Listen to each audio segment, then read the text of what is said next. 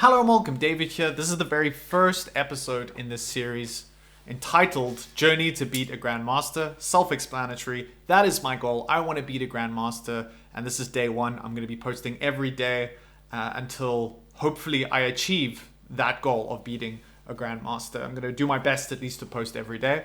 I'm going to try and be consistent, all of those good things. If you do like this channel and you're interested in continuing to watch this content, maybe watch this video first and then think about subscribing and doing all that irritating YouTube stuff.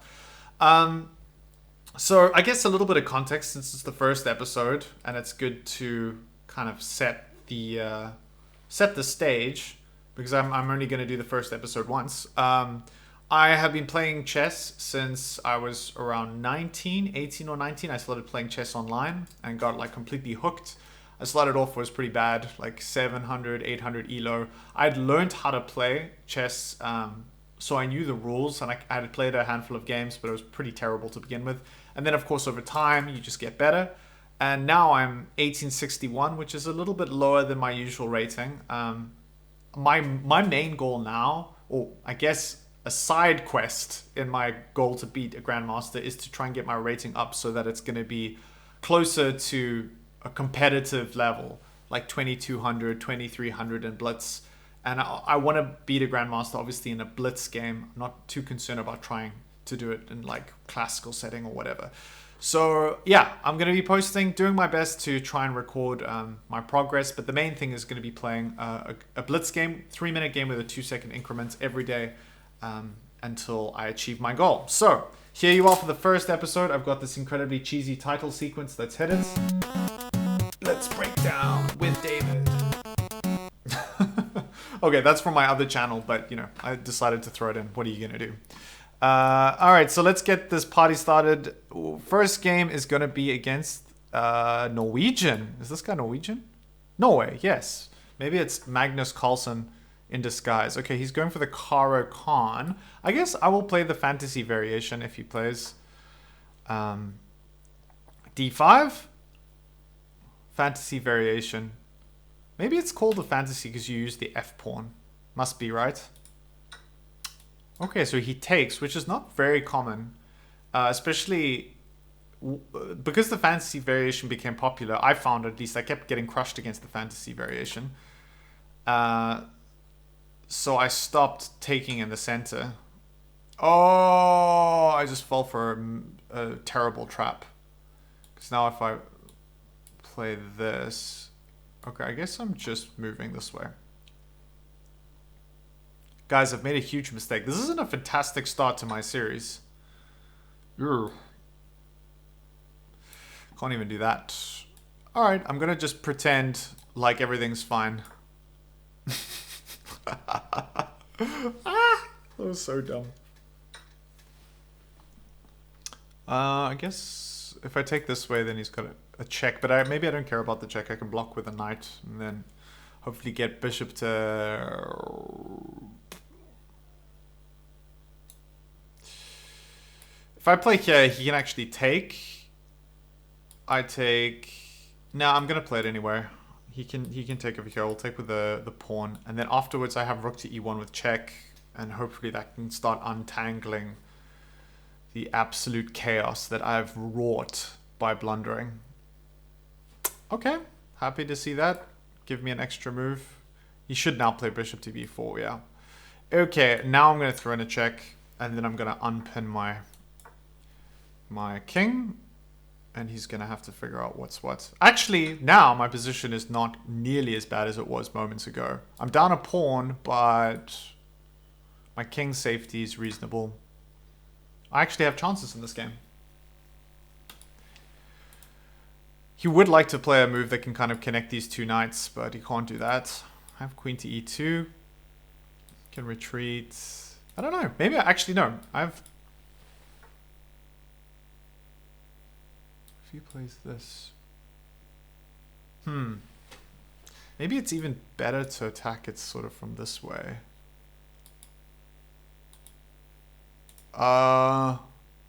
Yeah. Okay. I like this. This looks solid. Takes, then maybe, yeah. Maybe this is actually a reasonable defense. Could even just push here. Maybe I just keep the pressure, keep the foot on the gas. Oh, I suppose now I've given him it. No, he can't castle. Can't castle. Castling is not an option. He has... Yeah, okay, good. Good. Oh, but now, surely there's problems in paradise for him now. This looks a little concerning. Because after this, I've d5, and then I'm really putting the hammer down along the e-file. This was my plan all along, you know, out of the opening. This was the whole plan. Oh my gosh, what a train wreck. So, yeah, I think we gotta go for this. This is one of the keys here. Oh, here's something. Yeah, he's got check, but now I guess I just block again.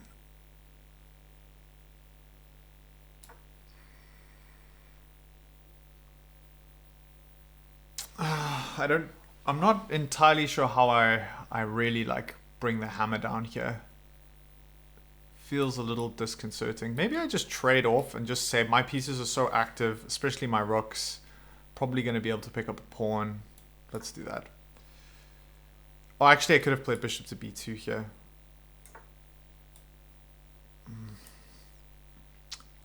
Now? Just threaten mate? Nah, just going to keep the pressure on. Now I play bishop to b2. And now my plan is to take and threaten mates. And now he's going to feel kind of obligated to take.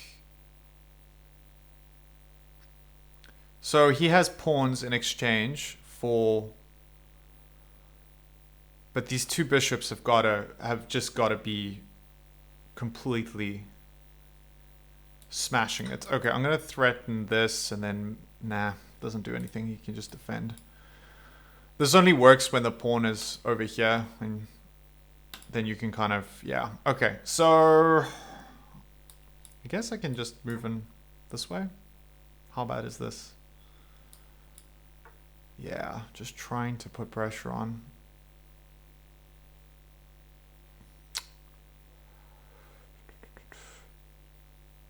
Gotta watch the clock a little bit.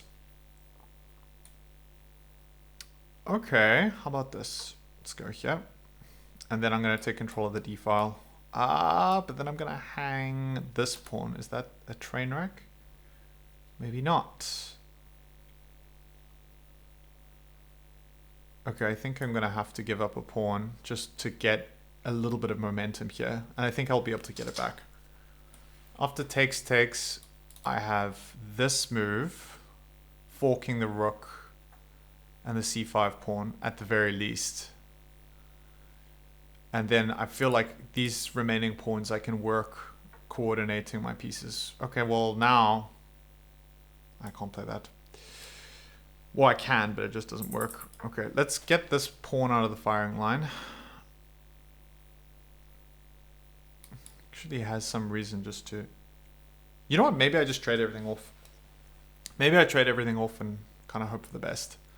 That might be the way to go. The only problem... Well, I have... The thing is, this light square bishop would be a lot more powerful if I didn't have a light square bishop of my own. Because he can control this promotional square eventually. Yeah, it's tricky. It's very, very tricky. I think let's do this. Force the exchange. I was a little bit concerned about rook to d7, but of course he can't play rook to d7. Now he wants to try and find something. I just have to be careful not to play bishop to c6, because then... Well, I suppose it's not even an issue. After takes, if he tries to take... he's got check. Okay, that's fine. I'm just going to take. And then I'm going to guard the promotion square on a1 by playing this way. And then I think by coordinating my pieces reasonably, I should be okay. right?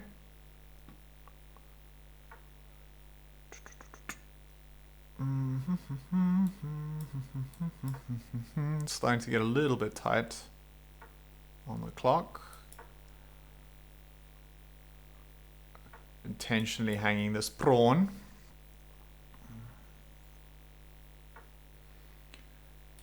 Okay, let's go here. Kick his rook away, and then I can... Alright, this is good. At least now I'm picking up the a3 pawn. Yeah. And the clock is more equal than it was. Okay, we're going to throw in a check. Another check. Getting something happening here. Another check. When in doubt, check for days. Ooh, he's running out of squares here, that's for sure. But so am I. Let's see. What am I supposed to do here? Let's go here.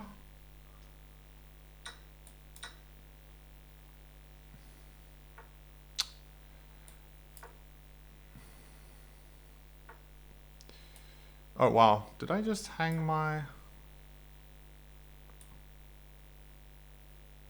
It wasn't super smart, and I'm hanging this pawn. Okay. Sheesh. I don't know why I didn't take that pawn. That was a weird one.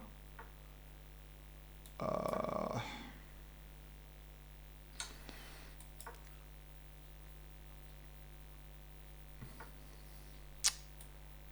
go here.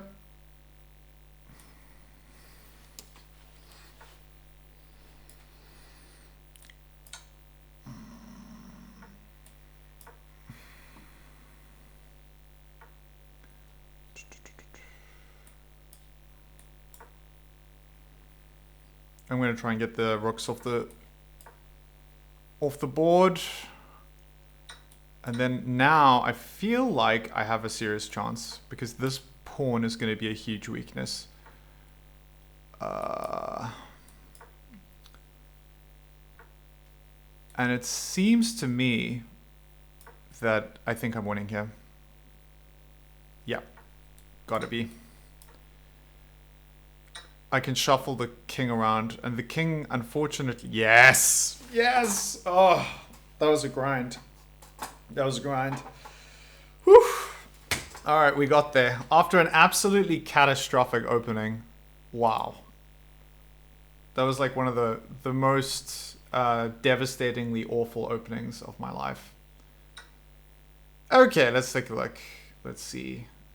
Yeah, did not play well out of the gates. This was all book up until this absolute train wreck of a move, c3, which I'd never played before. I just thought it looked good. I so rarely play this exchange variation anymore. Just blundered. At least I played well after this.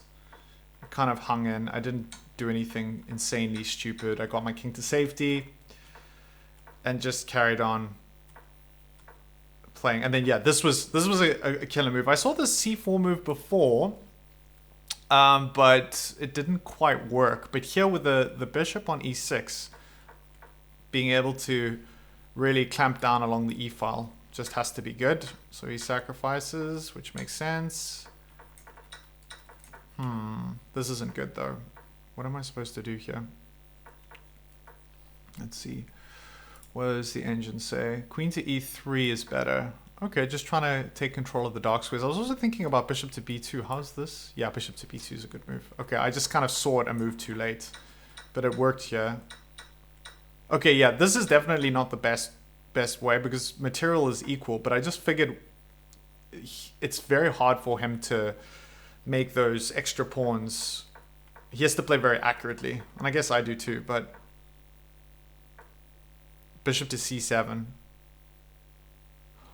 Oh, I could have played it then, of course. Yeah, I don't know why. I did end up playing this move. I just could have played it earlier. Yeah. Yeah, my endgame skills...